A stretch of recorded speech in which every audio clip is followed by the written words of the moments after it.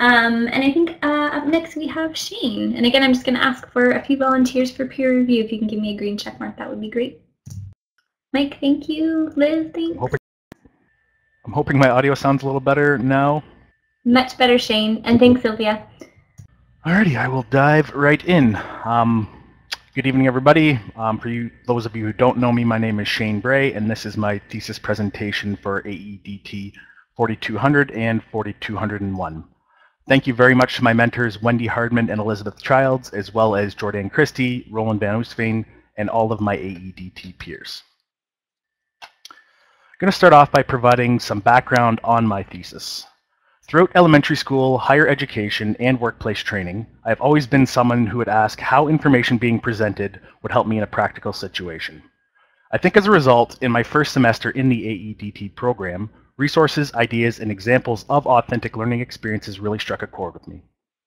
As a budding believer in constructivist pedagogy, I began comparing recent formal workplace learning experiences with what I'd been learning about in my AEDT courses.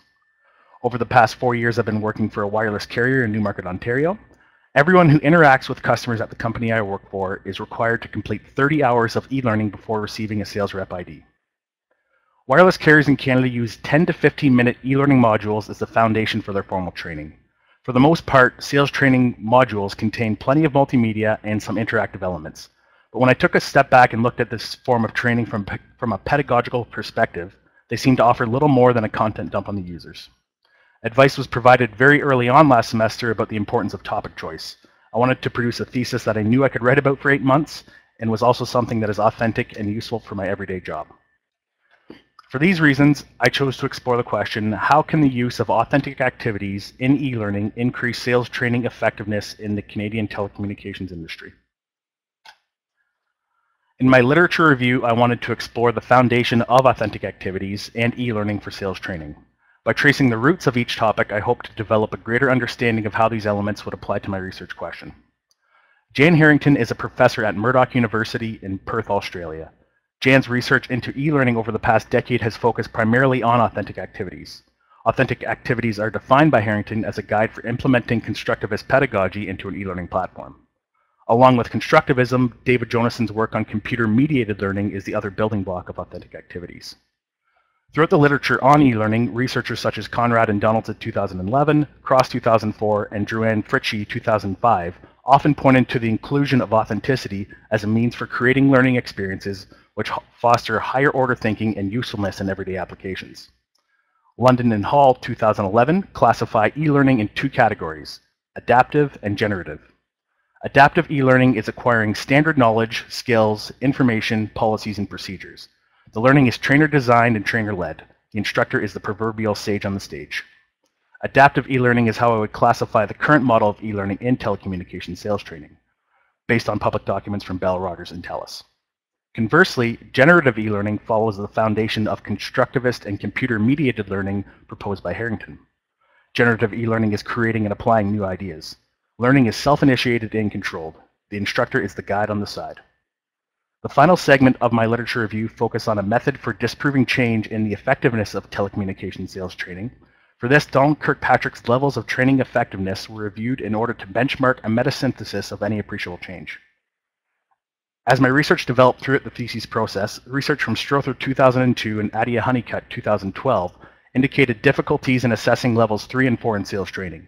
As a result, I decided to focus on levels 1 and 2, reaction and learning, as the main indicators for training effectiveness when authentic activities were introduced.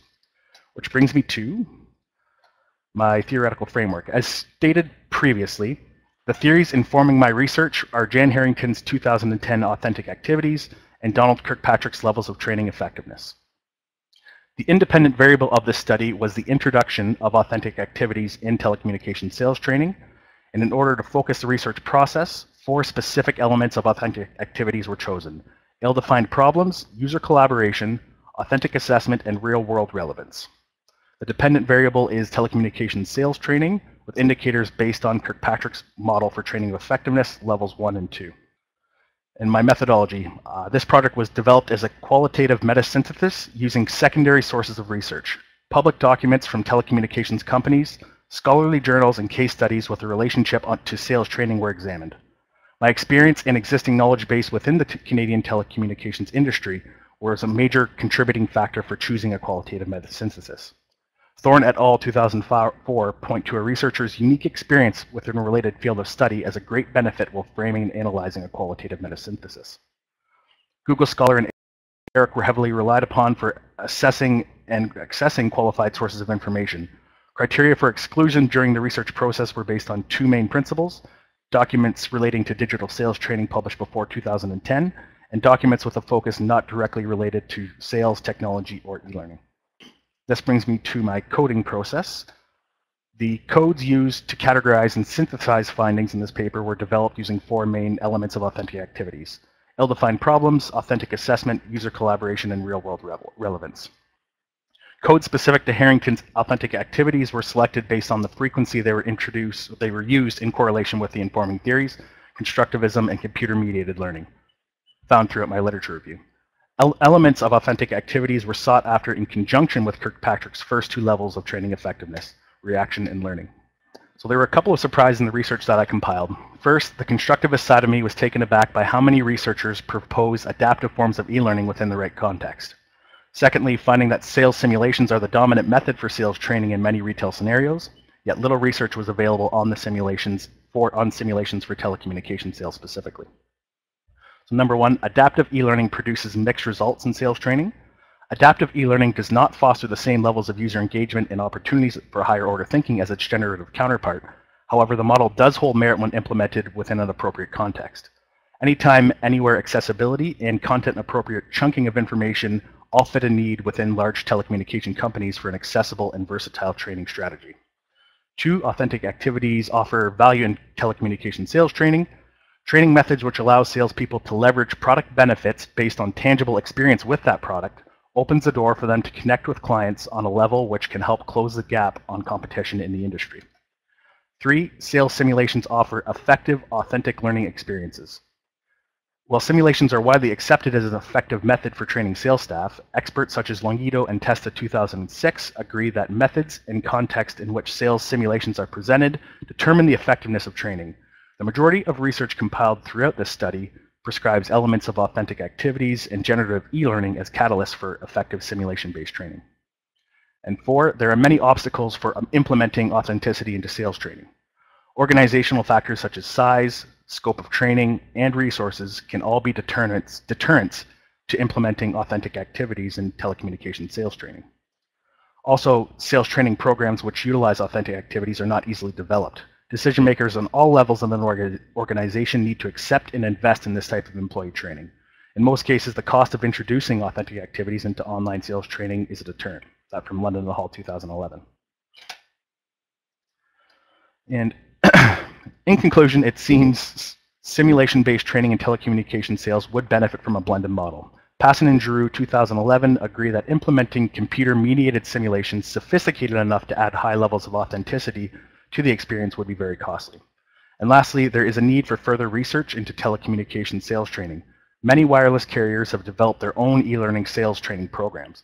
However, information on the effectiveness and the ROI of these programs have not been made publicly available or scrutinized. So are my references used throughout this presentation. And lastly, a big thank you to all of you for your attention and support throughout the last 2 semesters. And let's move on to some questions. So I felt like I sped through that. My tongue's on fire.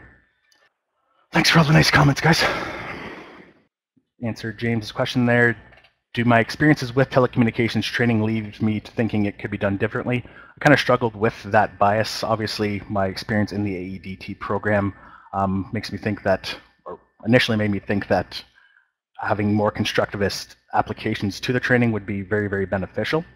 But I did try to balance that out by kind of looking at it from the different carriers' perspectives and the fact that they're very large corporations and need to get a lot of training out to a lot of different employees.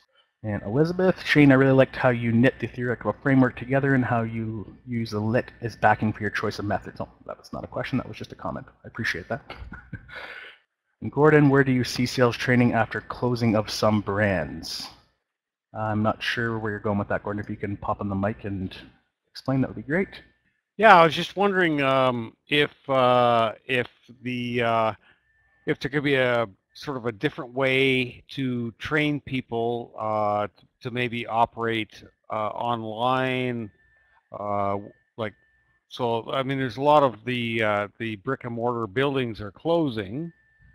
They still need to sell the product, and I'm just wondering, so how do you, like, do you see you know, a way to train people to sell online, or, like, I mean, it's just, it seems like the consumer brick and mortar is coming apart a little bit, that model. As I said there, I think adding some blended variations on the training would be really beneficial, similar to how things are set up in the AEDT program, especially with sales simulations. You can have groups of people get together and do that online where you don't necessarily have to be in a bricks and mortar area. Jai asked if I can explain some reasons for my coding scheme. The biggest thing was kind of throughout my literature review, the elements that I chose for the coding specific to authentic activities did pop up a lot throughout the research on constructivism and computer-mediated learning. Jen, I was just curious, thinking back to the presentations on Monday, Robert's presentation looking at micro-learning. Did that resonate with you at all? Could that, if you were looking, I know he was looking at retail sales environment, but I'm not sure, could you see that working in sort of that telecommunications environment? And do you think that would allow for some authentic activities? It is actually pretty similar to the current configuration, where it is just kind of small modules that are 10 to 15 minutes long of learning that allow you to kind of do it anytime, anywhere. The authenticity of the way that it's set up currently isn't totally there yet, but there are elements that could be added to add some authenticity to it.